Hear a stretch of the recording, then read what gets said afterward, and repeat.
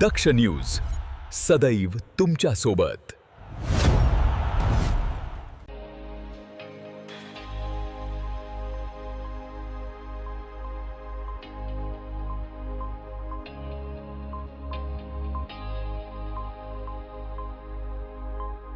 गोसावीवाडी येथे 16 ऑगस्ट रोजी सायंकाळच्या सुमारास झालेल्या गोळीबारात सुमित पगारे यांचा मृत्यू झाल्याप्रकरणी पोलिसांनी तपासाची चक्रे वेगाने फिरवत एकूण 14 आरोपी निष्पन्न केलेत। यापैकी 12 आरोपींना अटक करण्यात आली असून 2 आरोपी अद्याप फरार असून त्यांचा शोध सुरू आहे। पोलीस उपायुक्त किशोर काळे यांनी प्रसारमाध्यमांना दिलेल्या माहितीनुसार या गुन्ह्यातील मुख्य आरोपी राजिक शेख याने सुमित पगारे यांच्यावर 2 राऊंड गोळीबार केला। गंभीर जखमी झालेल्या सुमित पगारे यांना उपचारासाठी खासगी रुग्णालयात दाखल करण्यात आले होते, मात्र उपचारादरम्यान त्यांचा मृत्यू झाला। तपासादरम्यान समोर आलेल्या माहितीनुसार या प्रकरणातील 14 आरोपींपैकी 10 जणांची पूर्वीपासून गुन्हेगारी पार्श्वभूमी आहे, तर 4 आरोपींची कोणतीही गुन्हेगारी नोंद नाही। प्राथमिक तपासात हा हल्ला पूर्व वैमनस्यातून झाल्याचं स्पष्ट झालं असलं तरी हत्येमागील नेमके कारण अद्याप समोर आलेले नाही। या अनुषंगाने पोलिसांकडून सखोल तपास सुरू आहे।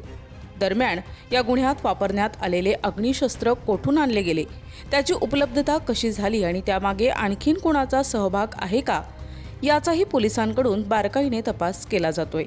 दिनांक 16 ऑगस्ट रोजी रात्री साधारण 7 वाजण्याच्या सुमारास नाशिक रोड पोलीस स्टेशन हद्दीमध्ये गोसावीवाडी या ठिकाणी एक गोळीबाराची घटना घडली, ज्याच्यामध्ये यातील जो एक आरोपी आहे त्या आरोपीनं 2 राऊंड फायर करून एका व्यक्तीचा, ज्याचा ह्याच्यातलं नाव आहे सुमित पगारे, त्याच्यामध्ये खून केलेला आहे असं निष्पन्न झालं।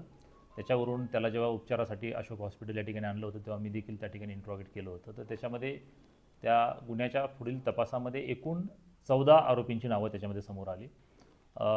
या 14 आरोपींमध्ये बऱ्याचशा गुन्हेगारांची, म्हणजे जवळपास 10 गुन्हेगारांची पूर्वीची गुन्हेगारी पार्श्वभूमी आहे आणि 4 आरोपींची मात्र काही गुन्हेगारी पार्श्वभूमी असल्याचं दिसून येत नाही। तर यांनी त्यांच्या काही पूर्ववैमनस्यातून याच्यामध्ये हा प्रकार केला आहे असं दिसून येतं आहे आणि सकृतदर्शनी याच्यामध्ये जे काही आरोपी आहेत, एकूण 14 आरोपींची नावं त्याच्यात निष्पन्न आहेत। त्याच्यापैकी आम्ही अद्यापपर्यंत 12 आरोपींना त्याच्यामध्ये अटक करण्यामध्ये यशस्वी ठरलेले। 2 आरोपी जे आहेत ते अजून फरार आहेत, त्यांचा देखील शोध त्या ठिकाणी नाशिक पोलीस घेत आहेत। सर, या हत्येमागचं नेमकं कारण काय होतं? कशामुळे पूर्ववैमनस्य जरी असलं तरी दुसरं काही कारण आलेलं आहे कसं? याच्यातला जो मुख्य आरोपी आहे तो आणि जो मृतक आहे तो, त्या मृतकाचा जो मोठा भाऊ आहे तो अद्यापही आपल्या नाशिक रोड कारागृहात आहे आणि पूर्वी 2023च्या एका गुन्ह्यामध्ये हे आतमध्ये होते आणि त्यावेळेस त्यांच्यामध्ये काय आर्थिक व्यवहार देखील झाले होते। सोबतच याला एक नाजूक संबंधांची देखील एक किनार आहे आणि ह्याच्यातून यातला जो मुख्य आरोपी आहे तो अर्जुन पिवाल आणि प्लस जे पगारे आहेत यांचे त्याच्यामधून वाद झाले होते आणि त्या वादामधून त्यांनी त्याला जेलमध्ये पण असताना त्यांची काही भांडणं त्यामध्ये झाली होती अशी प्राथमिक माहिती आहे।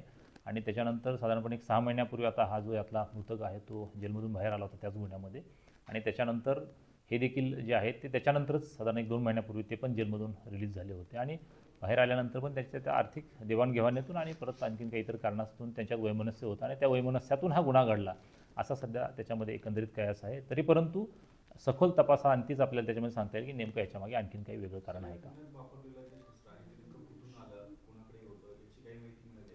याच्याबाबत अद्यापर्यंत काही माहिती प्राप्त नाही आहे, मात्र याच्यामध्ये एक गोष्ट आहे की एक वेपन आहे, 2 राऊंड त्या ठिकाणी फायर झालेले आहेत आणि हे वेपन सीज केल्यानंतर त्याच्यामध्ये ते नेमकं कुठून आणलं होतं, कशा पद्धतीने ते प्रोक्यूर करण्यात आलं आणि त्याच्यामध्ये कशा पद्धतीचा मोडस ऑपरेंडी आहे किंवा कसा त्याचा कार्यपद्धती आहे याचा देखील आम्ही सखोल तपास त्या ठिकाणी करत आहोत।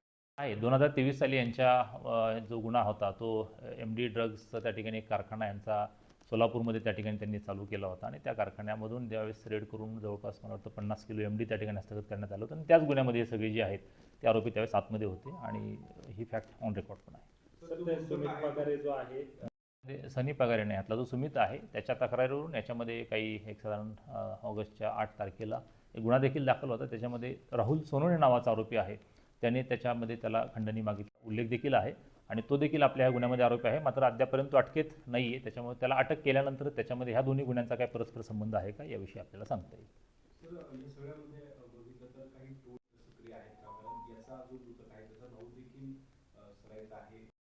अजून तरी असं आपल्याला निश्चित म्हणता येणार नाही, परंतु एक गोष्ट खरी आहे की पूर्वी म्हणजे मी जसं आपल्याला सांगितलं 2023चा जो गुन्हा आहे त्याच्यामध्ये हे सगळेच एकाच गुन्ह्यामध्ये होते आणि एकमेकांचे त्यावेळेस साथीदार तर नाही म्हणता येणार, परंतु त्यावरून यांच्यातले काही फायनान्शियल ट्रान्झॅक्शन्स पण झालेले आहेत हे सध्या सकृतदर्शनी समोर येते. त्याच्यामुळे हे एकमेकांच्या विरुद्ध नंतर झाल्यानंतर परत त्यांनी कशा पद्धतीने केलेलं आहे आणि याच्यामध्ये खरंच म्हणजे गुन्हेगारी संघटित आहे काय याचा देखील आम्ही शोध घेतो आहोत. आणि तसं जर का आढळून आलं तर त्याच्यामध्ये त्यांच्याविरुद्ध मोका अंतर्गत देखील कारवाई करण्याचं आमचं त्या ठिकाणी प्रस्तावित किंवा नियोजन आहे, हे देखील आम्ही सांगतो.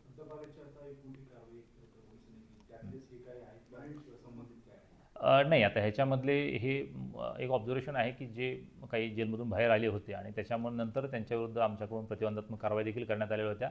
याच्यातला जो एक गुन्हेगार आहे तो मात्र याच्यापूर्वी त्याला हद्दपार 2022 देखील करण्यात आलं होतं आणि त्याच्यानंतर त्याच्यातला हा गुन्हा घडलेला आहे. परंतु एक गोष्ट मी निश्चितपणे आपल्या सगळ्यांना सांगतो की यातल्या गुन्हा घडल्यानंतर जवळपास 12 तासाच्या आतमध्ये 14 जे नावं आहेत त्याच्यापैकी 12 आरोपींना शिताफीने अटक देखील करण्यात आलेलं आहे आणि इथून पुढे देखील त्यांच्याविरुद्ध महाराष्ट्र संघटित गुन्हेगारी अधिनियम अर्थात मोक्का अन्वये देखील त्या ठिकाणी कारवाई करण्यात येईल. या प्रकरणातील उर्वरित 2 फरार आरोपींचा शोध घेण्यासाठी पोलिसांची विशेष पथके विविध ठिकाणी रवाना करण्यात आली असून लवकरच त्यांनाही अटक करण्यात येईल असा विश्वास पोलिसांनी व्यक्त केला आहे.